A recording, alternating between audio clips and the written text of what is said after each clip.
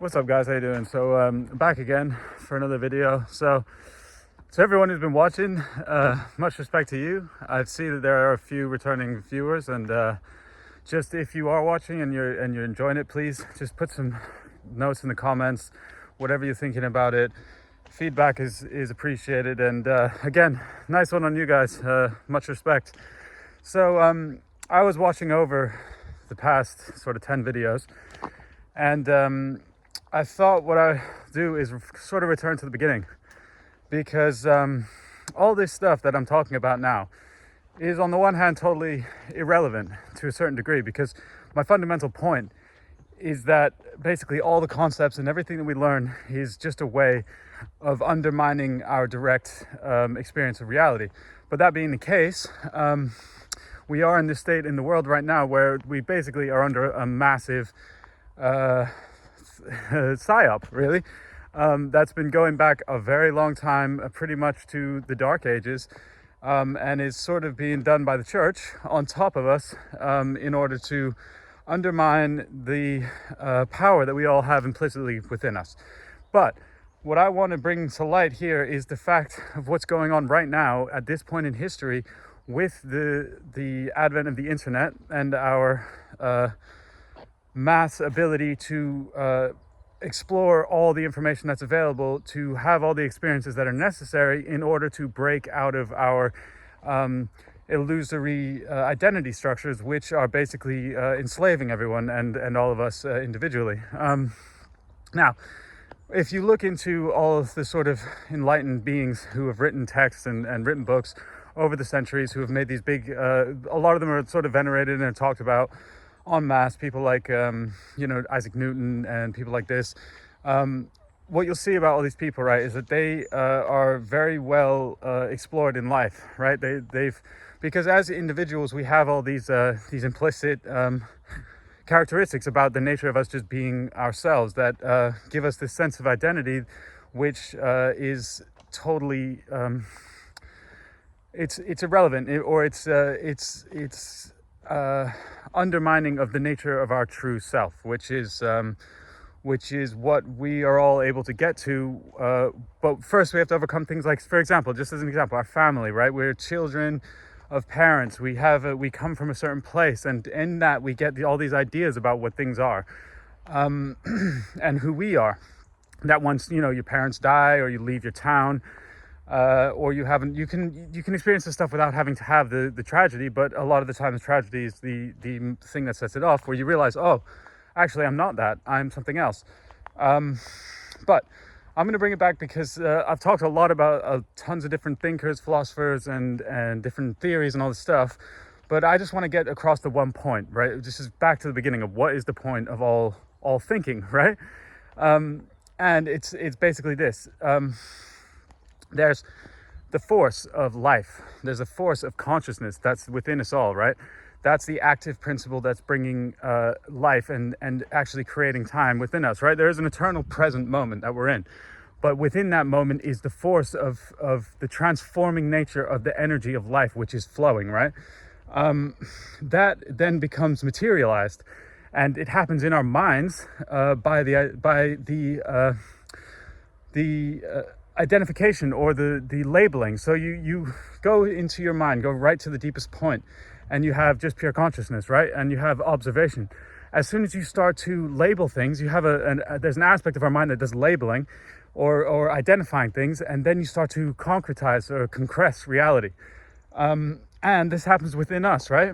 This is all of our identity structures and all these things that give us a sense of, it gives us also a sense of stability and certainty in life. And that's really what holds everyone back, is this sense of safety and comfort in knowing things to be stable or as they are, which we become accustomed to. And it's very much, it's the nature of being a creature, an animal, like the safety of the parents. Oh, when you're a baby, oh, I know my mother's there, so I'm safe now. This is happening on many scales within our own minds, but is mostly functioning within our own minds. So what's the point here? The point is this. All belief systems that you're holding, all ideas about yourself, all ideas about the nature of reality are essentially illusory. And that being the case, all the teachings that we're following and all the books that we read and everything are essentially a way of trying to get comfort in this. But also the deeper teachings that come from, proper spiritual people are the release of that. And what happens when you release that? You become, you connect yourself actively to the principle of life, right? Which means that you become the actor. You step all your identity and all the material part of your specific individual form aside, and you start to act as a part of the active creation principle that's within us all. And if you look at what all the gurus and all these people are saying, that's what they're saying. They're saying the whole point of all this stuff is to release the individual identity so that we can become part of we can become an active part of the life force, bringing newness into reality, right? And at this point in time right now, what's happening is based on many other things like astrological cycles, the energy coming off of the sun right now, which I would look into if you guys aren't aware. What's happening is that we are going through a great renewal, and that renewal is going to lead, potentially going to lead to a great, very, very beautiful society. But all of you who are watching this now, because I know by looking is that most of you are around the same age as I am, which is we are a mass generation right now. There is a generation of people. Look, 50% of the world's population right now is under the age of 30, right? When those people, when we reach 30 years old, it's the becoming of a new generation. This new generation in 30 years time is going to be leading the world. And guess what? If you look back in all the old texts and all these things, I think it might even be in Revelation. I don't know, because I'm not really big on the Christian text, but they say is that the change will happen in one generation. My point is that this is our generation, guys. We are the ones who are going to bring the change, the positive change. But my point here is this.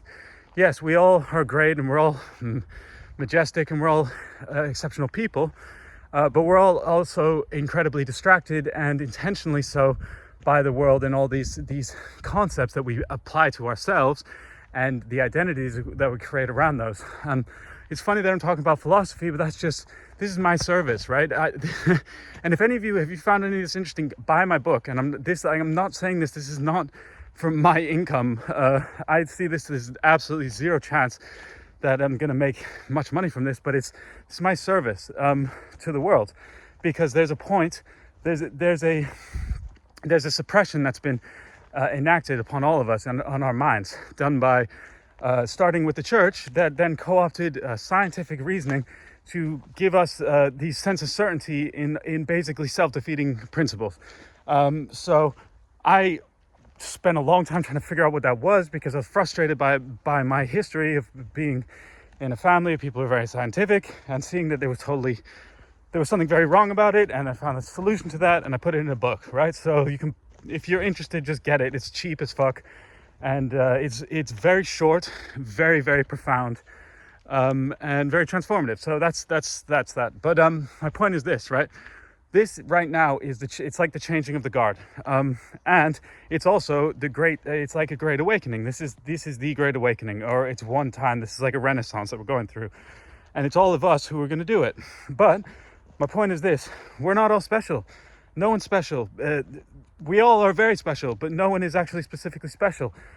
There's one conscious energy, right? It's infinite in its capacity, and it's the source of all the great things in life that we know.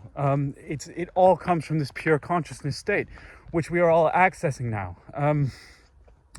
The only thing that's holding any of us back is our our opinions of ourselves, right? That make us think we're something, and then we don't act. We that creates this false sense of who we are that restricts us or causes us to restrict others. The other one is the idea of other people being something special, which is, like I said, we're all special, but we're all also totally the same. And we're the same in our ability to access reality, this conscious force, and to very specifically, based on who we are, materially based on our experiences, which is very unique, we all have something to give, right? Like, this is I'm talking about philosophy, but what I'm saying is the same as any spiritual teacher or guru. But I'm not going to say I am, and I don't care for any of that. I think it doesn't matter. But the point is, we all have this within us. This is the whole point of all philosophy: reason, logic, the logos.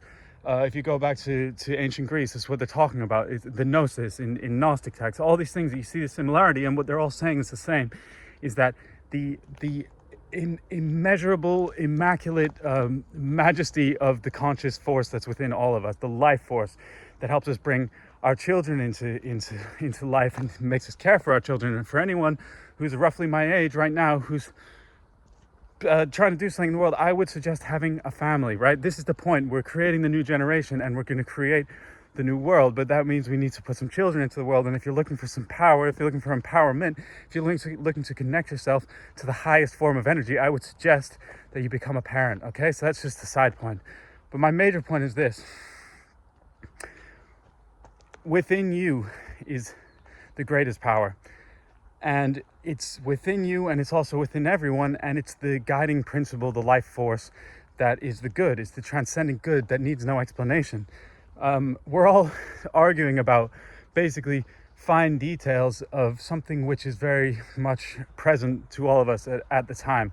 We get caught up based on the desire for a feeling to present ourselves to ourselves as something special, right? Or to present ourselves as something powerless in order to, it's all this feelings that we're protecting ourselves from, right? And that, at core, what is it?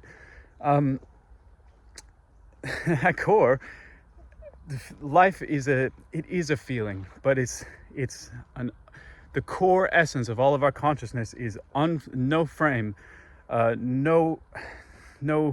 there's no material reflection. It's an immanent force that's always pushing, it's always doing. And what it comes down to is the effect that you will have on the world is going to depend on the quality of that force, the intent. And that's at core, I'll talk about in other videos, intent.